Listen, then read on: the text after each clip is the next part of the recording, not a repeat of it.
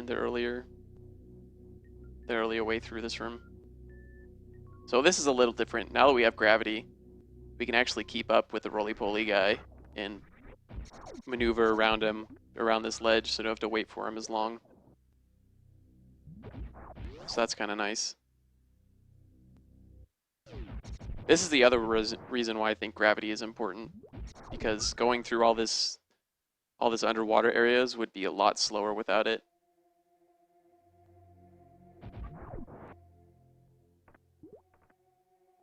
And also a lot more dangerous, because since you move slower, and you don't have screw attack if you don't have gravity underwater, so it's a lot harder.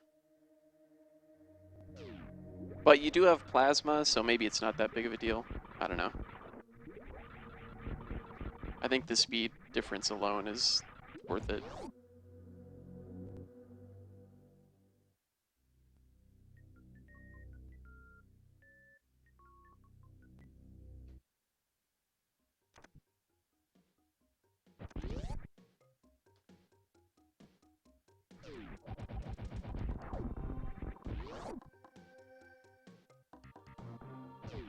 Might be a better idea not to shoot there and just jump, but I was trying to make it so you could just run through the whole room.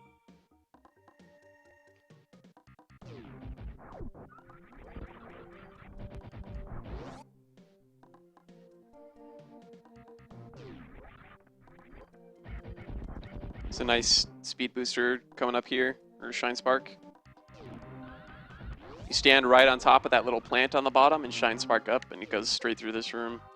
And then you can land right next to the door and just keep on going. I'm not entirely sure if that's faster than just wall jumping up that room, but I don't know. It seems like it might be worth it.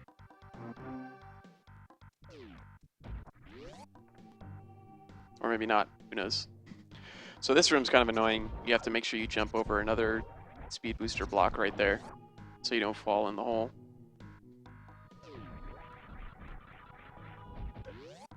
This room got a lot easier.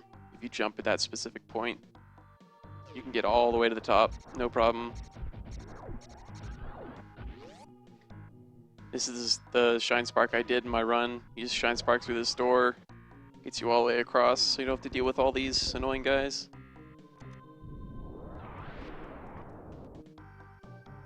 This is where the power bombs come in. You need one there, you need another power bomb here, and then you need the other 3 for the end game area. So if you're lower than 5 power bombs when you get here, then you are in deep trouble.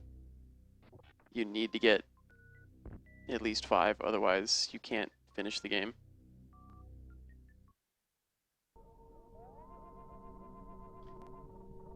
So now we're in Orion.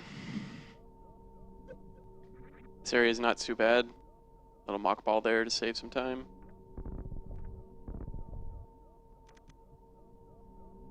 If you're really low on health, you can get the energy tank in that previous room, but it's a huge time waster. So this room is a little weird. The strategy I figured out, you just stay as a ball the entire time. It's important to fall to the right there before jumping into that hole, because if you don't, the Metroid will catch you every time and then you're screwed. I'm not sure if this is faster than just getting up and Shine Sparking so you don't get hit by all of those bubble guys, but I don't know, I liked it. I think it's a nice, easy way to get through there. So you manipulate that Metroid, you get hit by that atom, so you dodge that Metroid, and then you bring him along, so you get hit again and dodge that one. That's important. This is the part I was talking about earlier. You need to take a ton of damage here to dodge all the Metroids. Otherwise, if you get grabbed in this room, you can't get through the door, because you need to shoot a missile there.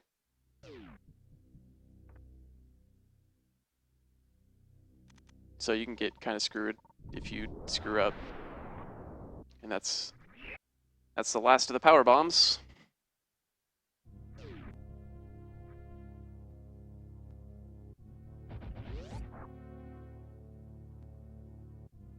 Now I'm down to just a little under 2 tanks.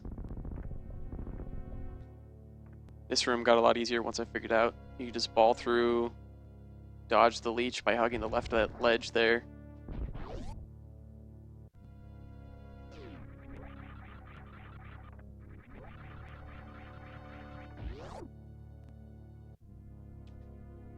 There's a really nice Shine Spark coming up in the next room.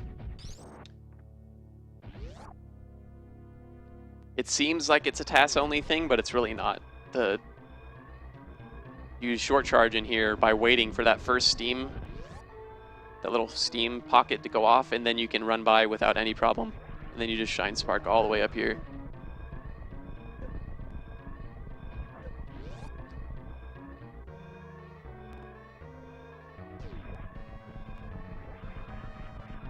That's a huge time saver, because trying to wall jump up that room is a big pain in the ass.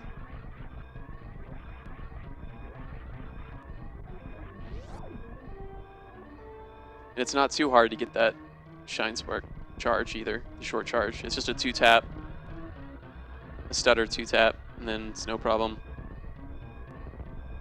You just have to make sure to wait for that first steam to go off and then immediately go, because if you delay it all, then you're going to get hit and knocked out of it.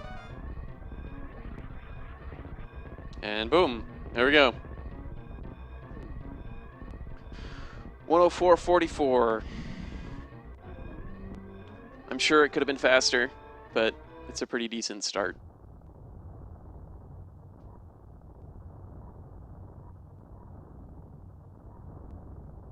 There's a lot of movement that is missing, like arm pumping and a lot better ledge grabbing and actually doing consistent strats through rooms instead of changing them midway through the run.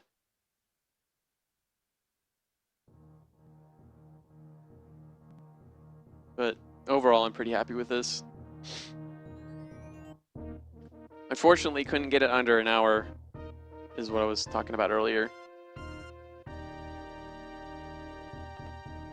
I wish there was a way to get it under an hour, but I don't know. Even with, as I said before, like even with all the movement improvements, I don't think you can save nearly 5 minutes of time. I don't know. Maybe I'm mistaken. I don't know. I'm not a super authority on speedrunning, so considering this is the first TAS I've ever done before.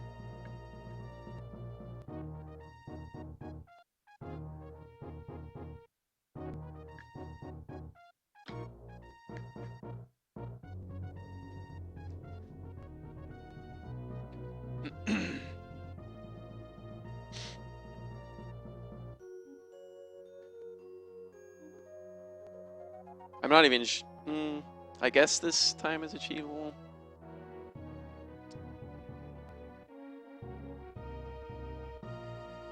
The boss battles are a little tricky since I abused the TAS a bit to shoot way faster than you possibly can. So realistically, if this was a real run, it'd probably be over 105 just because of the boss battles. I don't know.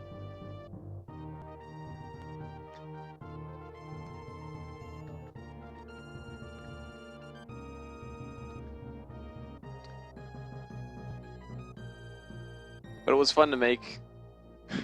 Good waste of a couple days.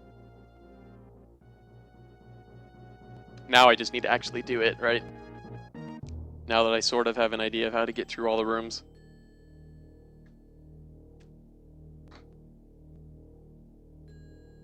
That'll be the hard part. Actually executing all this shit.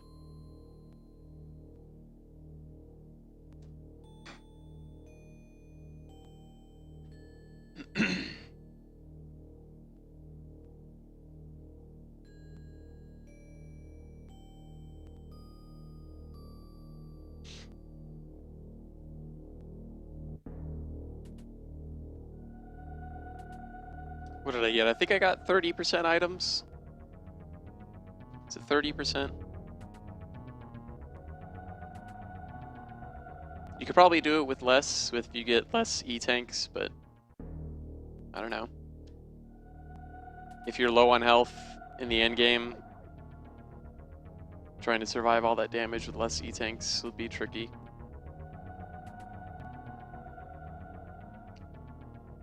%, yeah, that's what I thought. Okay.